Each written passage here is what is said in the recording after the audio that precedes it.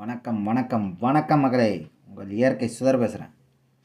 சரி, இன்றைக்கி ஒரு முக்கியமான விஷயம் இப்போ பேசலாம். யூடியூபர் அந்த இவர் பிக் பேங் போகன்ட்டு ஒரு யூடியூபர் வந்து இந்தியாவோட இன்ஃப்ளேஷன் பற்றி பேசியிருந்தார் இன்றைக்கி.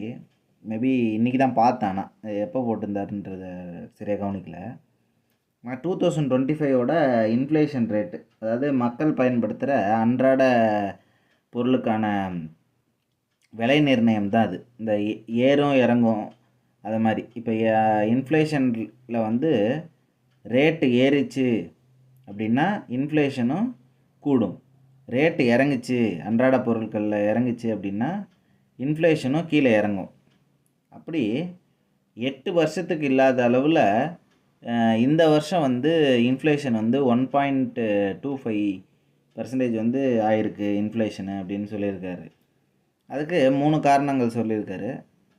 அதில் மெயினான விஷயம் வந்து என்னென்னா, நான் ஆல்ரெடி இந்த வீடியோ போட்டிருப்பேன், முன்னாடி இதில் போட்டிருப்பேன்.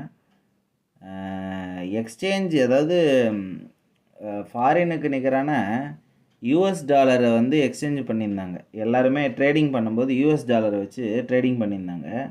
இப்போ ரஷ்யா, சைனா, பிரேசில்லாம் வந்து ஓன் டொமஸ்டிக் கரன்சியில் வந்து ட்ரேடு பண்ணுறதா இது பண்ணியிருக்காங்க. ஒன்று, இது ஒரு காரணம், மெயினான காரணம். ரெண்டாவது விஷயம் வந்து எக்ஸ்போர்ட்டை வந்து இந்தியன் கவர்மெண்ட்டே வந்து அன்றாட தேவைக்கான எக்ஸ்போர்ட்டட் பொருள் வந்து, அதாவது ஃபுட்டு சம்மந்தப்பட்ட விஷயங்கள் எல்லாமே வந்து இவங்களே குறைச்சிருக்காங்க. அது ஒரு பாயிண்ட்டு. ரெண்டாவது. மூணாவது மெயினான முக்கியமான பாயிண்ட் என்னென்னா, நான் ஆல்ரெடி சொன்ன மாதிரி தான், இப்போ யூஎஸ்க்கு அனுப்புகிற குட்ஸ் எல்லாமே அவங்க வந்து 50% இது பண்ணி டேக்ஸ் போட்டு வாங்க மாட்டாங்க. நீங்கள் ஆல்ரெடி இந்த தூத்துக்குடி மேட்டர்லேயே தெரிஞ்சிருக்கும்.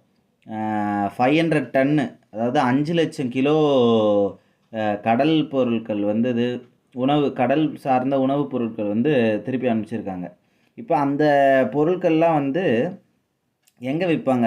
லோக்கல் மார்க்கெட்டில் தான் விற்பாங்க. திருப்பியும் அந்த வண்டியை, அதாவது ஷிப்பில் வந்து வந்த பொருளை வந்து திருப்பியும் ரீஎக்ஸ்போர்ட் பண்ணுறது வந்து ரொம்ப ரேர். மோஸ்ட்லி வந்து லோக்கல் மார்க்கெட்டில் தான் விற்பாங்க. அப்போ 5 லட்சம் கிலோ வந்து இப்போ எக்ஸஸாக இருக்கும்போது பொருளை வந்து அவங்க கம்மியாக தான் விற்பாங்க. ஏன்னா டிமாண்டு கம்மி, பொருள் அதிகமாக இருக்கிறதுனால பொருள் விலைவாசி வந்து குறையும். இதுதான் காரணம் மக்களே.